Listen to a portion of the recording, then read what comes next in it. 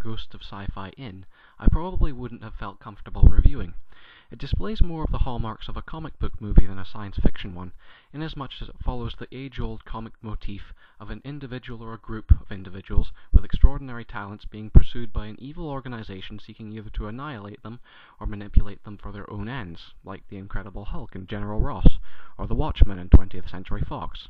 Yeah, that's right, motherfuckers, I went there. However, its February release date does invite one particular and particularly unwelcome comparison. Can you think what it is? Let me help you. Yeah. Well, rest easy, it's not that bad.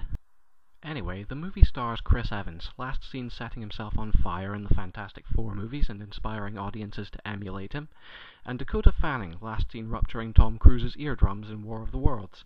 The two of them are psychics. He's telekinetic and she can see in the future, and they're both on the run from the nasty secret government organization of the week called Division, who want to experiment on them and do generally nasty things.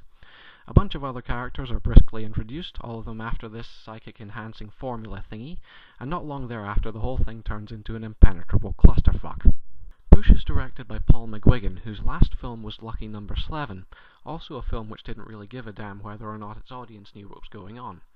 Push adheres to much the same logic of labyrinthine storytelling, except this time its characters can read the future and mold the wills of others, so it's even more bamboozling. To its credit, Push does establish and strictly adhere to its own internal logic. Rather than nonsensical, it's just complicated, playing out a bit like a large-scale game of psychic chess, the characters bluffing and second-guessing each other in a manner that's compelling to see play out.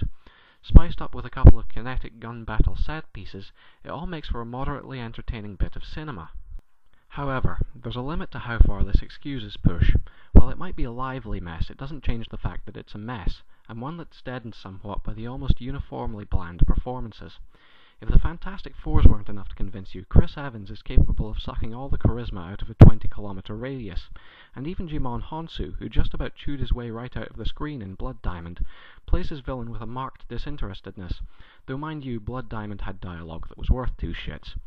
The film's highlight performance comes from Dakota Fanning, who here proves her potential to cast off the mantle of child actor and move into more mature roles, but even she can't dispel the knowledge that what we're watching is a low-rent popcorn flick that wouldn't get a second glance among this summer's big contenders. There's a reason films like Push get punted out in February.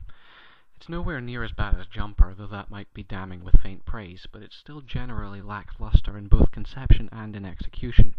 Ultimately, it's a placeholder, keeping we audiences starved of CGI through the cold winter months of Oscar nominees, fed with scraps until the main courses of the summer arrive.